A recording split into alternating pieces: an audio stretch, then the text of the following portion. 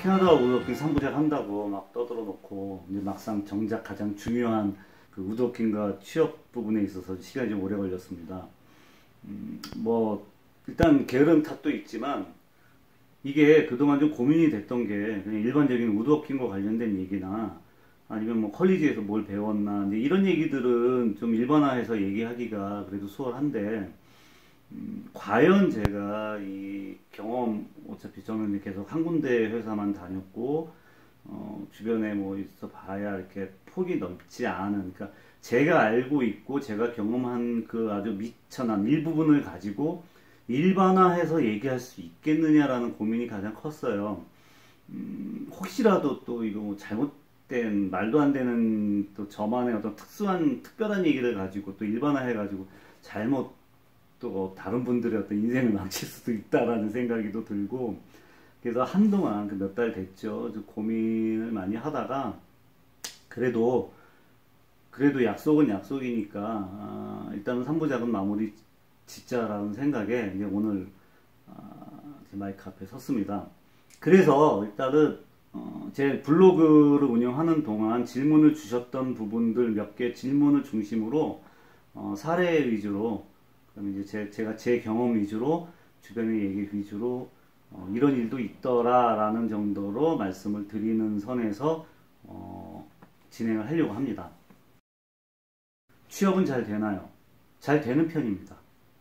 컬리지에서 발표하는 취업률도 보면은 뭐 한 90% 안팎으로 나오고 실제로 또 제가 살고 있는 이 키치너 워털루 지역이 그 산하 경계가 특히 또 잘 돼 있는 캐나다 내에서도 잘 돼 있는 지역으로 또 유명하고요. 일단은 산업 부분들, 공업 산업 부분들이 그래도 캐나다 내에서는 많이 그 분포되어 있는 지역이라서 수요도 많고 일자리가 비교적 많이 있는 편이에요. 뭐 꼭 그 키치너 워털루 지역이 아니더라도 온타리오 지역이 일단 기본적으로 캐나다 내에서 가장 산업화되어 있는 지역이고 몬트리올과 함께 그러다 보니까 이제 뭐 여기 키치너에 있는 커네스터가 컬리지를 나온다고 하더라도 온타리오 지역에 있는 뭐 토론토를 비롯한 여러 지역에 취업이 가능합니다. 뭐 해밀턴, 런던 이런 데 다 취업이 가능하고요. 뭐 굳이 말씀을 드리자면 이제 제 컬리지 1년 선배 중에 한 분이 아니죠. 이제 한 분이셨죠. 제 1년 선배 한 분이 있었는데 이분이 이제 커네스터 컬리지 졸업을 하고 토론토로 일을 나가셨어요. 직장을 구해서 토론토로 직장을 구해서 토론토에서 이제 거주를 하셨고 그분도 물론 가족이 있고요. 좀 나이 어린 딸이 있었지만 토론토에서 거주하면서 토론토에서 직장을 다니다가 영주권 문제로 제가 여러 번 동영상에서 말씀드렸지만 이제 이 익스프레스 엔트리가 되면서 저희 시기에 그 익스프레스 엔트리가 이제 터지면서 곤란해진 경우들이 많았거든요. 그래서 일단 온타리오 토론토 지역에서 영주권 받는 게 조금 힘들어졌다라고 판단을 하고 노바스코샤의 헬리팩스 지역으로 갔어요. 거기 가서 우드워킹 분야 이제 취직을 하고 1년 정도 하면서 1년 만에 영주권을 받고 그리고 지금은 영주권 받자마자 이제 저기 엘버타주로 지금 캘거리에서 지금 살고 계시죠. 물론 역시 우드워킹 분야 취업을 해서 일하고 있는 걸로 알고 있어요. 뭐 가끔씩 그 스키 타는 장면, 보드 타는 장면 가끔씩 보내오고 그럽니다. 그러니까 뭐 코네스터가 이제 키치너에 있는 코네스터 컬리지 나왔다고 해서 뭐 이 지역에서만 있어야 되는 건 아니고 온타리오를 비롯해서 타 지역 어디에 가서든지 취직은 할 수 있고요. 그렇지만 일단 아까 말씀드린 뭐 헬리팩스 이런 데도 보면은 관련된 그 업체가 한 두세 개밖에 없었어요. 그분이 이제 그때 통화로 할 때도 그런 얘기를 했었죠. 오세요. 오실 수 있는데 많지 않다고.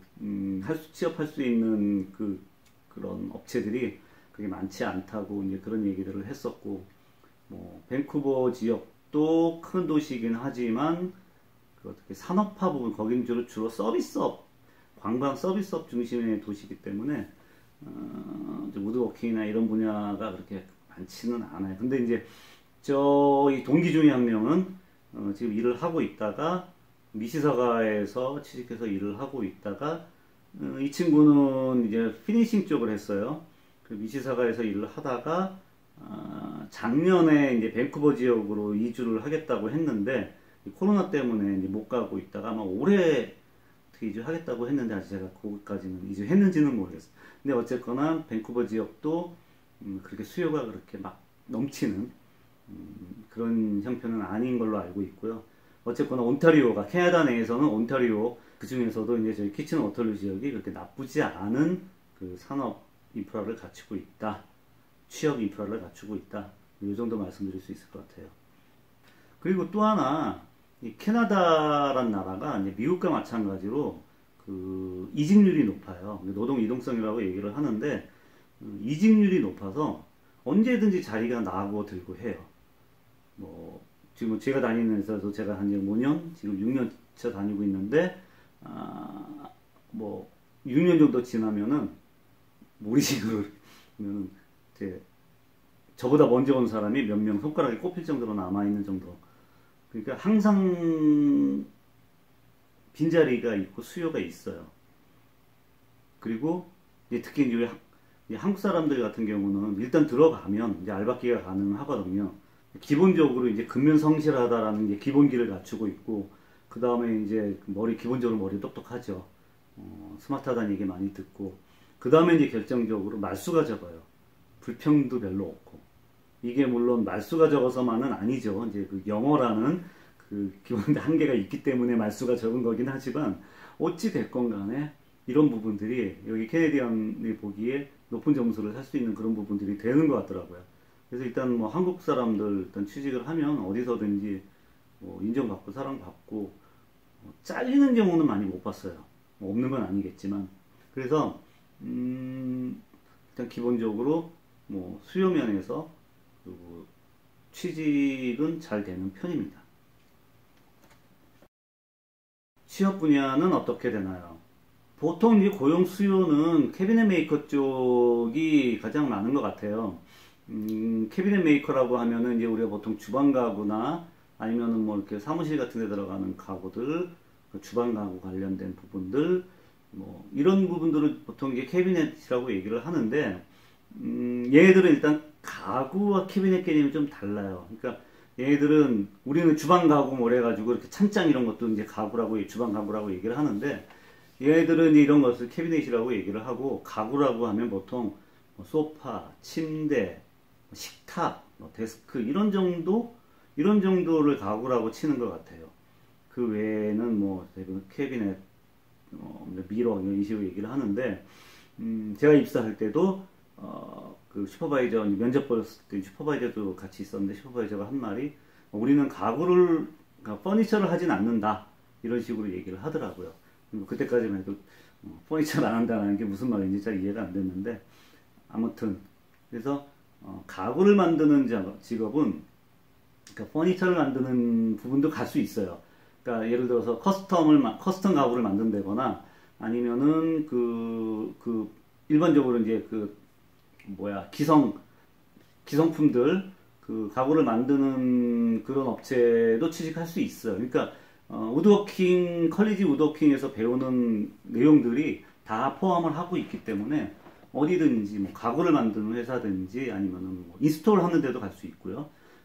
이런 부분들도 다 갈 수 있어요. 그리고 이제 뭐 또 나아가서는 그 인테리어, 뭐 계단, 뭐 문짝 만드는데, 그 다음에 이제 바닥 플로어 공사하는 뭐 이런 부분들까지 망라해서 다 취업할 수 있어요. 그리고 뭐 리노베이션 관련 업체, 인테리어 업체 이런 부분들도 다 취업을 할 수 있고 실직을 해서 다니시는 분들도 많고요. 그 다음에 이제 더 나아가면 이제 카펜터 쪽으로도 가실 수는 있는데, 뭐 아니면 익스테리어, 뭐 데크를 만든다거나 뭐 펜스, 뭐 루프, 뭐 이런 데도 다 갈 수는 있어요.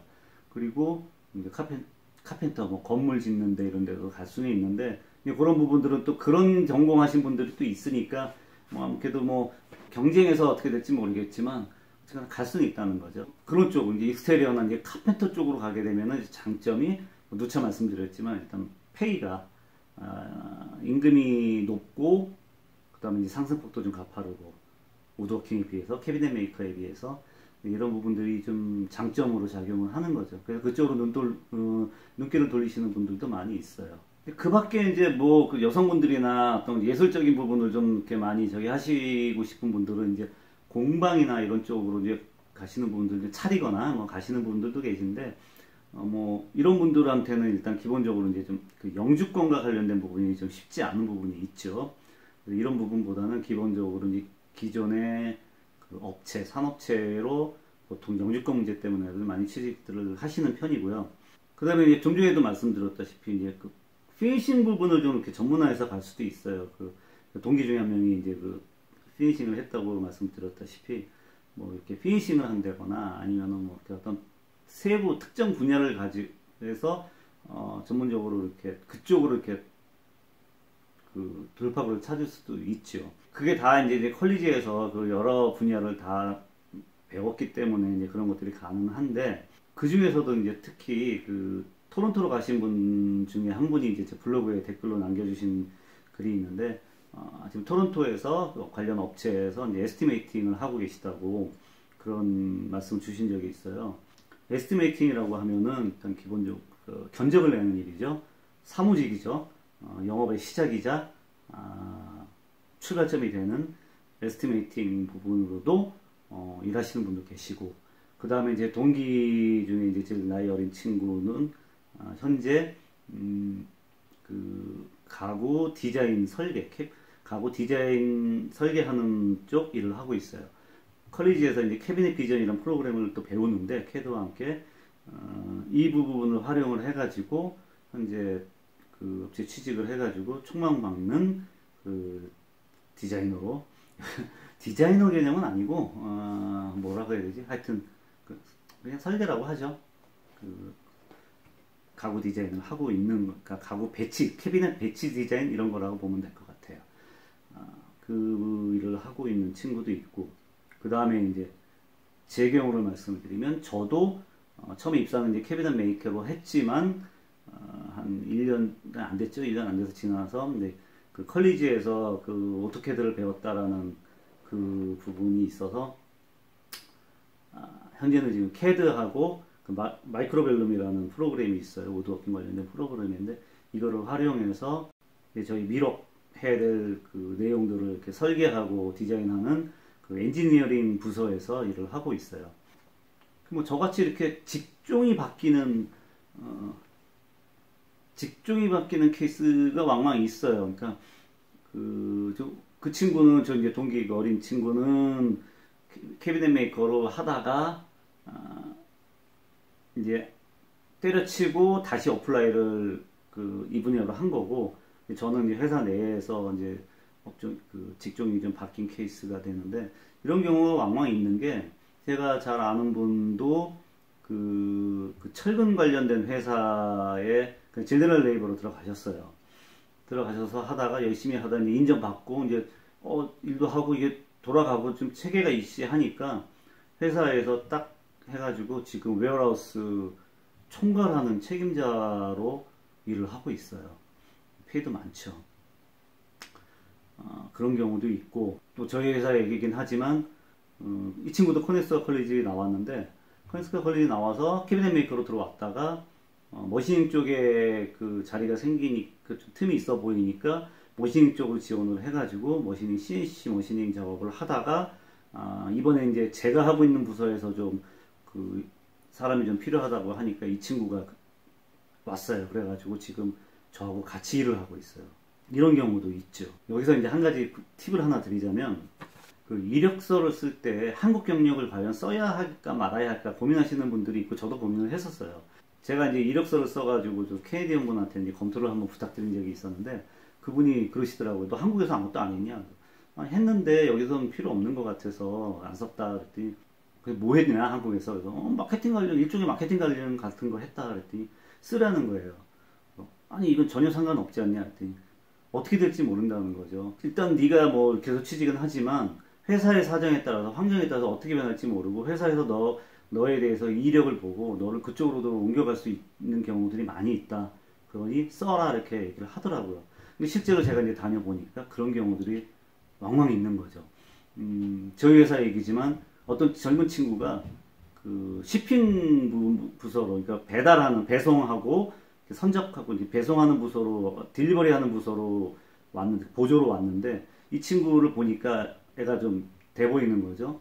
그래가지고 회사에서 그 프로젝트 매니저 보조로 바로 그냥 끌어올렸어요. 프로젝트 매니저라고 하면 꽃이죠.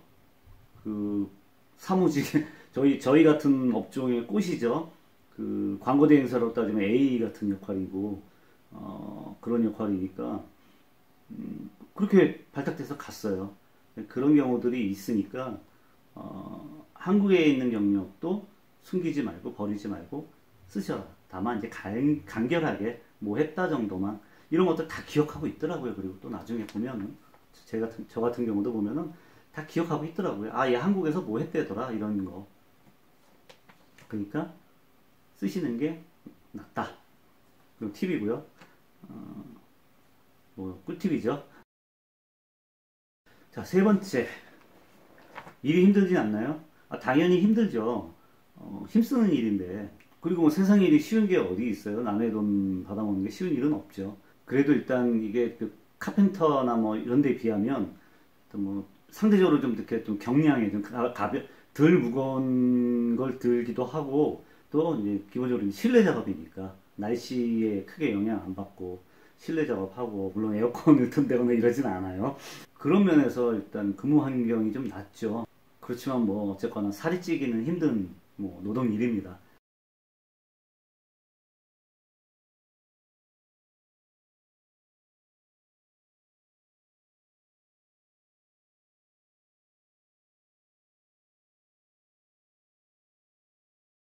벌어먹고 살만한가요? 일단 전에 말씀드렸듯이 컬리지를 졸업하지 않은 분들보다 대우는 달라요. 기본적으로 좀 그 페이 면에서도 뭐 1달러를 더 쳐주더라도, 시간당 1달러를 더 쳐주더라도 쳐주는 것 같아요. 그런 대우는 해주고, 임금 부분에 대해서 얘기를 하면 지난번에 말씀드렸다시피 그 컬리지 관련된, 우드워킹 관련된 내용 말씀드리면서 말씀드렸다시피 그 잡뱅크에 가면은 이제 쭉 그 임금 수준이 있는데, 예, 온타리오 주 평균을 보면은 그 로우, 그러니까 이제 그 엔트리 웨이지인데, 그러니까 뭐 초봉 정도라고 보면 되겠죠. 이게 한 15.5달러 정도 되고, 미디엄이 21달러, 그 다음에 이제 하이가 28달러, 이렇게 이제 온타리오 평균이 나와 있고요. 제가 살고 있는 이 키치너 워털루 지역에는 조금 높네요. 16불, 20.72불, 28.25불. 토론토보다 저희 동네가 더 많이 받네요. 이게 뭐 최근에 그런 것 같은데, 얼마 전까지 안 그랬는데. 근데 이제 이게 딱 와닿지 않죠. 시간당 얼마 받는다라는 게. 연봉으로 이렇게 환산해 보면은 캐나다 키치너 워털루 지역에 16불 이거를 연봉으로 이렇게 환산을 해 보면은, 자, 16불 곱하기 44시간, 전국 공인 44시간이니까 44시간 곱하기 52주 하면은 3,600, 그러니까 36,608불, 그러니까 뭐 한 3,500만 원, 3,600만 원 정도 받는데, 실제로 이제 잔업하고 오버타임이 있기 때문에 보통 이보다 훨씬 더 많이 받죠. 보통 이제 많이 받네. 3,600만 원 받네요. 좀 적지 않죠? 그 다음에 미디움 정도 따지면 한 47,000불, 그 다음에 하이로 따지면 64,000불. 캐나다의 평균 연봉 수준이 6만 불에서 7만 불인 걸로 알고 있어요. 전체 평균이. 그러니까 전체 평균, 그러니까 전체 산업에 비해서는 임금은 낮은 편이에요. 뭐 하다못해 같은 노가다라고 하기 좀 그렇지만, 같은 이제 표현되는 그 어디냐, 용접이나 이런 거에 비해서도, 전기 용접 이런 거에 비해서 많이 떨어지는 편이긴 해요. 물론 이게 세전이죠. 여기서 이제 세금 빠지고, 캐나다 뭐 세금 많이 낸다고 알고 계신데, 솔직히 뭐 따지고 보면 한국이나 그러니까 요 정도 저희가 되게 적게 버는 수준에서는 한국이나 미국이나 크게 다르지 않은 것 같아요. 조금 더 낸다고 느끼긴 하는데, 그러니까 캐나다는 이제 많이 벌수록 세금을 많이 내고 적게 벌수록 세금을 적게 내니까, 저희 같이 뭐 이렇게 이 정도 수준에서는 크게 좀 많이 내긴 하지만 많이 내는 것 같긴 하지만 그래도 크게 부담스러운 아니고 근데 여기에 이제 세금하고 공제 뭐 연금, 뭐 펜션, 국민연금, 노령연금, 뭐 실업연금 이런 거 내고 나면 뭐 한 75% 정도 받는다고 보면 되죠. 한 75에서 80% 정도 받는다고 보면 되는데 이것도 이제 보면은 이제 뭐 아무리 뭐 초봉이 뭐 3,500만 원 정도 말씀을 드렸지만 지역마다 또 사람마다 업종마다 다 다르고 회사마다 또 다르고 하니까 뭐 2,500만 원 받을 수도 있고 누구는 뭐 4,200만 원 받을 수도 있고 저희 동기들만 해도 그래요. 제가 제일 적게 받는 편인데 저보다 뭐 한 연봉으로 따지면 한 10,000불, 15,000불 이상 받는 친구들도 있어요. 뭐 다 천차만별이니까 그 일반화하지 마시고 이 정도 받는다 이렇게 생각하시면 될 것 같아요. 그래서 이게 물가 부분을 또 고려해야 되잖아요. 그러니까 이제 저희 같이 큰 애들이 있는 4인 가족 같은 경우는 좀 빠듯해요, 생활이. 여기가 물가가 처음에 저희가 왔을 때, 8년 전에 왔을 때까지만 해도 한국과 비슷하거나 오히려 좀 싸다 느꼈었는데, 지금 그렇지 않은 것 같아요. 지금 더 비싼 것 같고. 물론 제가 8년 전 한국 물가를, 지금 물가를 모르니까, 좀 그럴 수도 있는데, 일단 캐나다는 공공재 같은 거, 예를 들어 뭐, 핸드폰, 뭐, 통신비, 뭐, 그 다음에 뭐, 기름값도 생각보다 비싸고요. 전기세, 뭐, 수도세 이런 거 엄청 비쌉니다. 그래서, 이런 유틸리티 비용들이 많이 비싸고, 통신비 같은 거 세계에서 제일 비싼 나라로 유명하죠. 그런 것들 감안하면 좀 생활하기가 좀 빠듯한 부분이 있어요. 근데 젊은 친구라면 사실 아무 문제 없는 것 같아요. 젊은 친구들이라면 충분한 그런 생활 수준을 유지할 수 있는 그런 만큼 되는 것 같아요. 근데 말씀드렸다시피 문제는 캐비넷 메이커 이쪽 업종, 우드워킹 이쪽 업종의 임금이 크게 오르지 않는다는 거죠. 아까 말씀드렸다시피 16불에서 시작하지만 나중에 가도 28불 정도밖에 안 되는 그 정도밖에 안 되는데 상승폭이 상당히 적은 업종에 들어가는 거죠. 그게 단점 중에 하나죠, 이게. 그래서 이제 우드워킹을 영주권 딸 때까지만 이용해 먹고 그리고 이제 영주권을 따고 나면 다른 업종으로 전환하겠다 이렇게 생각하시는 분들이 꽤 있어요. 뭐 저도 그렇게 생각했었고 그리고 나쁘지 않은 생각인 것 같아요. 그렇게 할 수 있으면 그렇게 하는 것도 괜찮고 이게 일단은 고되죠. 일이 고되고 힘들고 뭐 그렇게 크게 비전이 있는 그런 직업은 아니죠. 예, 옮길 수 있으면 이제 이직하는 것도 좋은 방법이다. 뭐 그렇게 말씀드릴 수 있고요. 근데 그러면 왜 저는 안 옮기고 있을까요? 요거는 이제 다음에 한번 동영상을 한번 만들어 볼까? 애로사항이 있는 거죠. 요건 다음 동영상을 한번 해봐야 되겠네. 여자도 할 수 있나요? 예, 할 수 있습니다. 할 수 있는데 제가 뭐 여기 남녀 구분하지 않고 실제로 저희 회사도 꾸준히 여자 직원들이 있었어요. 그리고 제가 그러니까 코니스가 우드워킹 게 저희 뒤에 입학하신 분인데 아주머니세요. 이분이 이제 동반장, 그러니까 가디언 자격으로 이제 계시다가 와서 보니까 이제 다른 분들이 그 컬리지 다니면서 무상교육을 자녀들을 시키고 있거든요. 그러니까 이것도 괜찮겠다 해가지고 그분도 이제 컬리지를 다니신 거예요. 그래서 영주권이라는 거 전혀 관심 없고 애들 이제 무상교육만 관심 가지고 이제 다니셨는데 졸업을 하고 나서 주변에 분들이 이제 전부 그 취직을 하면서 영주권을 받으니까 이분들 자녀들이 이제 영주권을 받고 나면은 대학이나 이런데 뭐 고등학교는 물론이고 이제 대학교 입학금도 확연히 차이가 나니까 몇 배로 차이가 나니까 이분이 이제 영주권에 대한 관심을 가지신 거죠. 그래서 저한테 취업이 괜찮겠냐, 일을 할 수 있겠냐라는 부분에 관련돼서 이제 연락을 주셔서 여쭤보신 적이 있는데 저는 그때 말씀을 드렸어요. 이게 쉬운 일은 아니다. 힘든 일이고 노가다기 때문에 그 주부 생활로 계속 하시다가 연세 드시고 갑자기 이제 이런 일을 하시는 거는 쉽지 않을 것 같다. 그래서 이제 완곡하게 이제 안 될 거라고 부정적인 이제 답변을 드리긴 했는데 뭐 그 생각 그렇게 다르지 않아요. 그러니까 연세 드시고 이제 한 가정의 주부로서 오래 계시다가 갑자기 뭐 이렇게 그런 산업 현장에 노동 현장에 들어온다라는 건 쉬운 일은 아니라는 생각은 여전히 있지만 젊은 친구 저희 회사도 지금 젊은 친구가 한국인 젊은 친구가 여자 친구가 있어요. 20대 후반인데 일 열심히 잘 하고 있고 이 친구는 이제 익스프레스 엔트리 때문에 1년 정도 경력이 필요하다라고 해서 입사를 했는데 지금 2년 넘었죠. 이제 3년 가까이 돼가는데 열심히 잘 다니고 있고 회사에서도 인정받고 있어요. 일 잘하고 항상 이렇게 밝고 아주 명랑한 표정으로 열심히 잘하고 있어요. 그런 거 보면 할 수 있습니다. 우드워킹과 취업. 결론을 말씀드리자면 저는 뭐 사실 우드워킹을 한국에서 선택했을 때 뭐 딱히 마땅히 선택할 만한 이제 전공이 찾지 못해서 우드워킹을 선택한 것도 있지만 실제로 와서 생활을 해보니까 취업이라는 측면, 그 다음에 이제 그러니까 취업 가능성이죠. 취업 가능성이라는 측면, 그 다음에 영주권을 받고 하는 부분에 있어서는 괜찮은 것 같아요. 뭐 저만이 그렇게 생각하는 게 아니라 주변에서 같이 우드워킹하고 했던 친구들 보면 다 생각은 그렇게 하는 것 같아요. 취업하는 거, 영주권 받는 거, 이 부분에 있어서는 우드워킹 나쁘지 않다. 다만 영주권을 받은 후에도 이 직업을 계속 가져갈 거냐, 요거는 이제 좀 다른 문제라는 그런 부분에 대해서 공통적인 의견을 갖고 있고요. 일단 나이 먹고 이제 뭐 온 가족이 와서 이제 생활을 한다라고 했을 때 좀 어떤 임금이나 이런 부분에 있어서 좀 빠듯한 부분이 분명히 있다.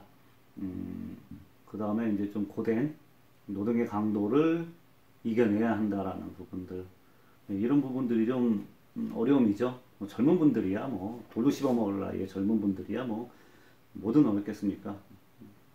젊은 분들이 생활하기에는 괜찮아요. 여러 가지 기회가 있고 또 경력이 쌓이면 또 경력대로 또 다양한 분야로 어떻게 움직일 수 있으니까 젊은 분들은 뭐 말할 필요도 없고 나이 드신 분들도 그런 선에서는 나쁘지 않은 것 같아요. 이게 뭐 됐는지 모르겠네, 얘기가. 일단 이렇게 준비를 했는데 뭐 더 궁금하신 게 있으면 뭐 댓글이나 뭐 이렇게 남겨주셔도 제가 언제든지 확인하면 답변 드리니까 댓글로 남겨주셔도 괜찮을 것 같아요. 감사합니다. 이로써 그 캐나다 우드워킹 3부작 한 6개월 한 것 같은데 마무리 하도록 그렇게 하겠습니다. 그동안 시청해주셔서 감사합니다.